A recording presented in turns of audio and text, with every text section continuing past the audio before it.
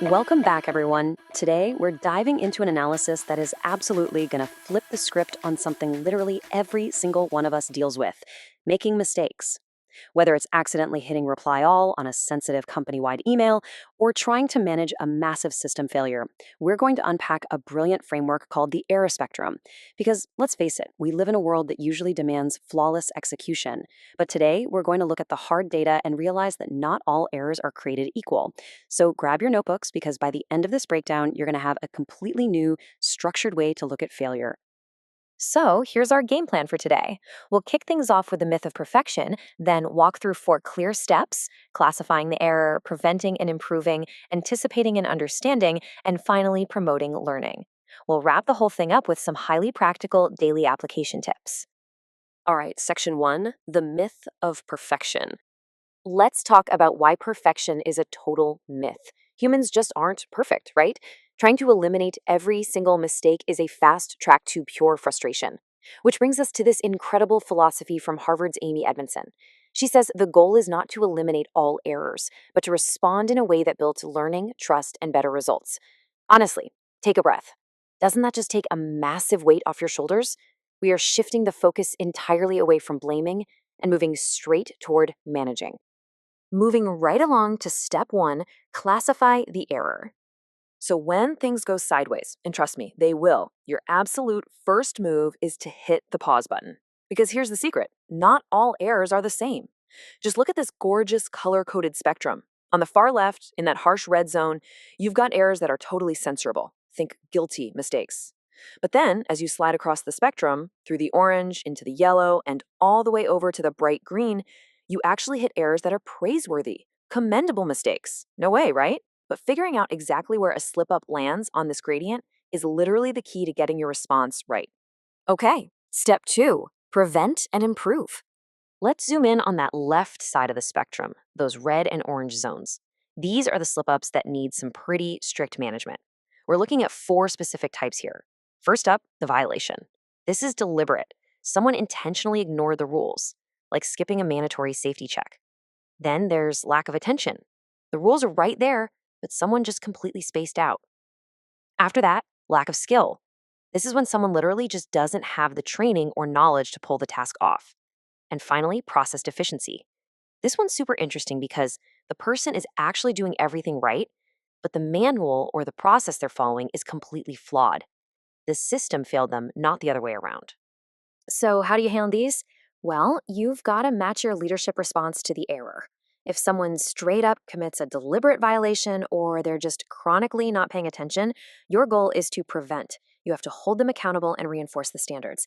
But on the flip side, if the mistake happened because of a lack of skill or a broken process, punishing someone is completely useless. It doesn't fix anything.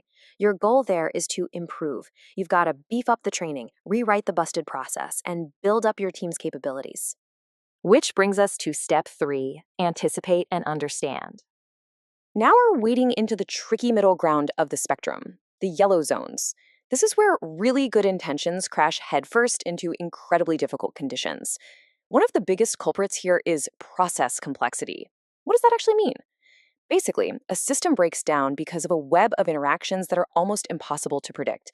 Think of like a massive global supply chain or rolling out a giant piece of enterprise software. Things break completely regardless of how hard everyone's trying. The environment itself is what causes the stumble. When we look closely at this messy middle, 3 main things usually trip us up. First, you've got the challenging task. Sometimes the job is just way too difficult under the current conditions, simple as that.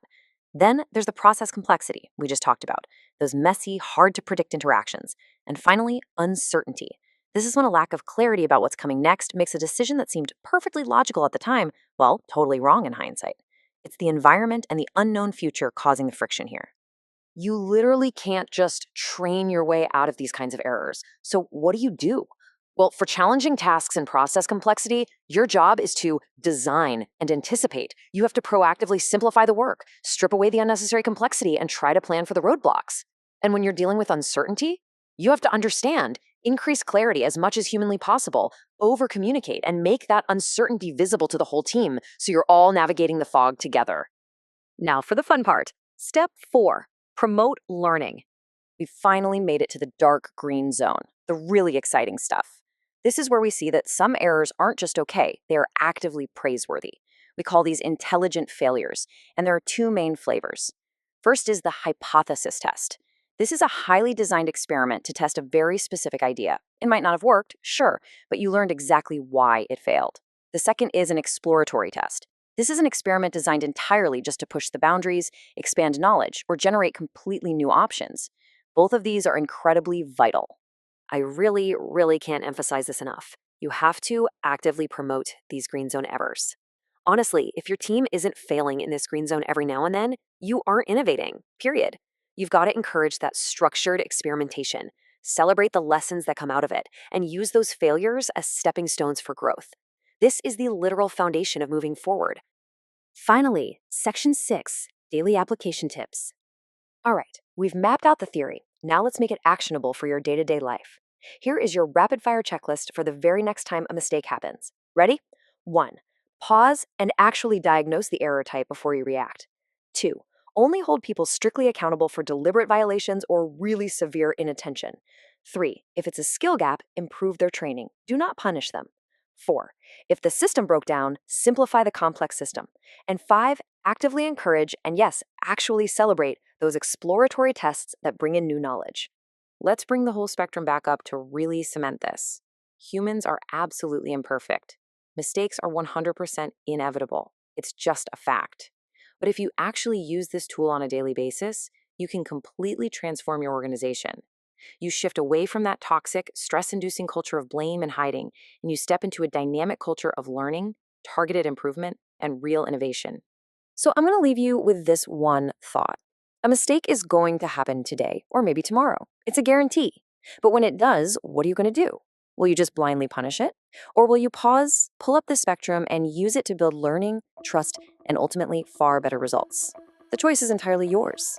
Thanks for joining me for this analysis. Keep learning, and we'll see you in the next breakdown.